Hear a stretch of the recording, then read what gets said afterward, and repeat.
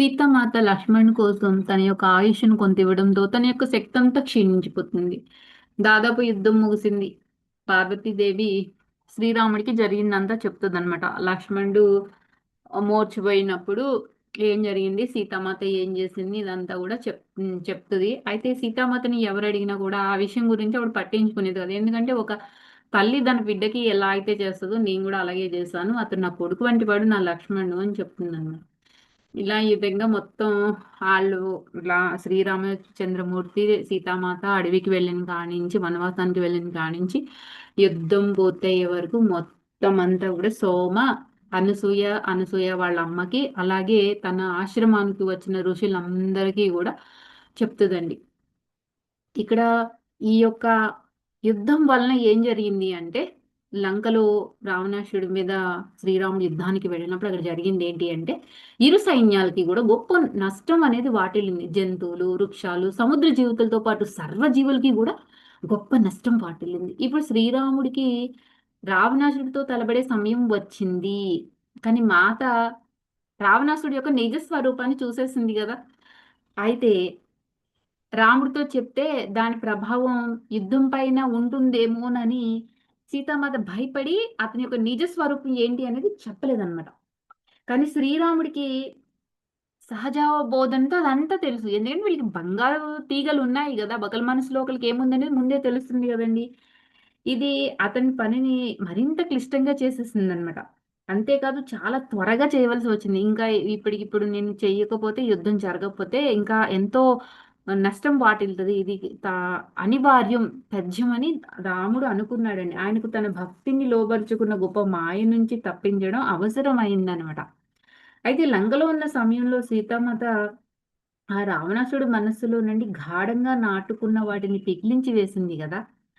అతన్ని జాగరూకపరచడానికి అంటే ఆయనలో ఏమున్నాయి, క్రోధం, లోభం, మోహం, అహంకారం, మదం, మాత్సర్యం, ఇవన్నీ ఉన్నాయి. అది అన్ని గుణాలతోనూ ఉన్నాడు కదండి. వాటన్నిటిలోనూ జాగరూకపరచడానికి సీతామాత ఇన్నర్లోకి నుంచి చేయగలిసిందంతా కూడా చేసిందండి.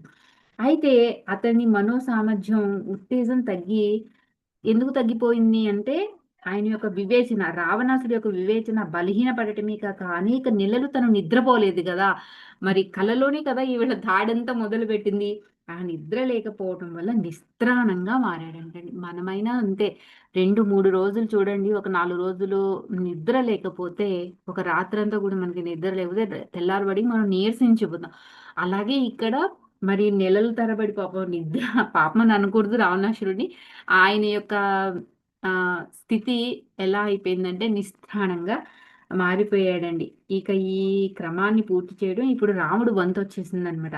చివరిలో రాముడు ఏం చేస్తాడంటే, రావణాసురుని లేకుండా చేయటమే అతని యొక్క పని.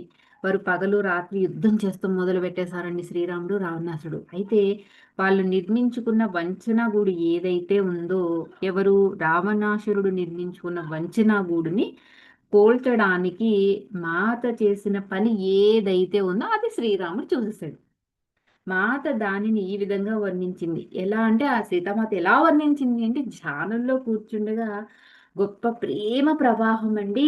అది ఒక చూడండి, ఒక వాటర్ ఫ్లో అంటే వాటర్ ఫాల్స్ అంటారు కదా, అవి ఎలా పడతాయి, అంతం లేని వాగులాగా వేగంగా ఎగిసిపడే జలపాతం లాగా సీతామాతను ముంచెత్తేసిందంటండి.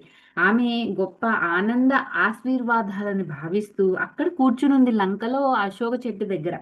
క్రమంగా ఆమె కళ్ళు తెరిచి ఆ ప్రేమ తరంగాలు ఏవైతే ఉన్నాయో వాటిని ప్రతి దాని మీద కూడా, అంటే అక్కడున్న లంకలో ఉన్న తను కూర్చున్న ఆ యొక్క వనంలో ఉన్న చెట్లు మొక్కలు, తన చుట్టూ ఉన్న కాపలదారులు అందరిపైన ఆ యొక్క ప్రేమ తరంగాలు ప్రవహించడం మొదలు పెట్టేయండి. అది సీతామాత చూసింది. అది శ్రీరాముడి నుండి వీస్తుందని ఆమె గుర్తించింది. ఇదంతా ఎక్కడి నుంచి వస్తుందండి, శ్రీరాముడి దగ్గర నుంచి వస్తుందంట. చూడండి, ఆయన ఎక్కడ ఉన్నాడు, లంకకు అవతల రావణాసురుడి మీద యుద్ధం చేస్తూ ఉన్నాడు. రాముడు తన చివరి బాణం సంధించే ముందు ఏం చేశాడు అంటే, రావణుడి యొక్క ఆత్మలోకి తొంగి చూశాడండి. తొంగి చూస్తూ రావణాసుడు తన భ్రమలోంచి విముక్తి పొందాలని అనుకుంటూ ఒక్క క్షణం అలా నిలబడ్డాడంటండి శ్రీరాముడు.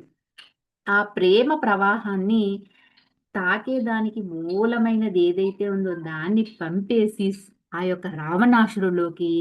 అప్పుడు తన యొక్క చివరి బాణంతో అతని యొక్క 10 తలలు ఉన్నాయి గదా! అవే 10 మూలాలను కూడా తన భ్రమలో రావణాసుడు బందీగా ఉంచుకున్న వాటినన్నింటిని గూడా తెంపి వేసేసాడండి. ఆ యొక్క ఒకే ఒక బాణంతో ఆ ప్రేమ తరంగాల ద్వారా ఆయన 10 తలల్లోను, 10 మూలాల్లోనూ ఉన్న ఆ భ్రమల్ని ఆటిల నుంచి బందీలుగా విడగొట్టేశాడండి.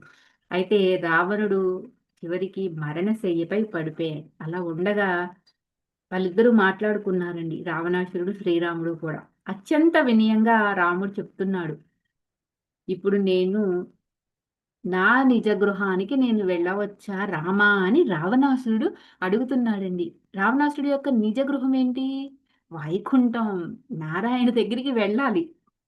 ఇక్కడ శ్రీరాముడు విచారంగా ఉంటాడండి. ఏమంటాడంటే విచారంతో, నేను నువ్వు ప్రోగు చేసుకున్న కర్మలు ఏవైతే ఉన్నాయో, వాటిలో చాలా వరకు నశింపచేశాను. కానీ నువ్వు సంపూర్ణంగా ముక్తి పొందటానికి అంటే ఇంకా సంపూర్ణంగా ముక్తి పొందాలి అంటే, రావణాసుడి యొక్క మోహం, అతిశయం అనేవి ఇంకా పూర్తిగానంటండి వేళ్ళతో సహా పెకిలించబడలేదంట.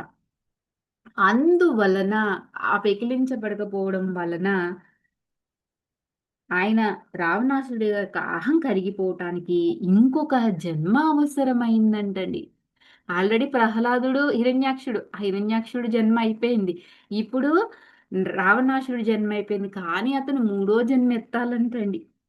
ఆ చివరి కృషి ఎవరు చెయ్యాలి అంటే స్వయాన రావణాసురుడే చేసుకోవాలంట. యద్భావం తద్భవతి. ఎవరి కర్మ వాళ్ళే ప్రక్షాళన చేసుకోవాలి. ఎవ్వరు ఏం చేయలేరు కదా! మన యొక్క చీకటి మనం ఒక గదిలో ఉన్నాము. చీకటి పోవాలంటే ఏం చేయాలి? మనమే లైట్ అనేది వెలిగించుకోవాలి. అలాగే ఇక్కడ కూడా శ్రీరాముడు అదే చెప్తున్నాడు. నీ అంతట నువ్వే కృషి చేసుకోవాలి. మాత ముందు చూసినట్లుగానే అతడు మళ్ళీ తన చివరి జన్మ తీసుకునే ముందు ఏదైతే శతాబ్దాల తరబడి తిరుగుతూనే ఉండాలంట మళ్ళీని. చూడండి. మళ్ళీ ఇంకో జన్మ తీసుకునే ముందు సహస్ సహస్ర శతాబ్దాల తరబడి, సహస్ర అంటే 1000 శతాబ్దాలంటండి చూడండి. ఆ!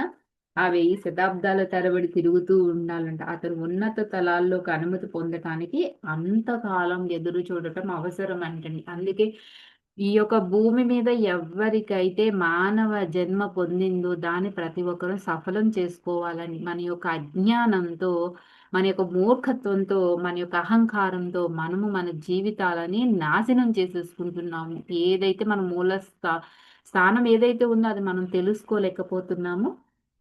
Thank you for watching. Like చేయండి, షేర్ చేయండి. మీ విలువైన అభిప్రాయాలన్నీ కూడా తెలియచేయండి. మిగతాది రేపు తెలుసుకుందాము.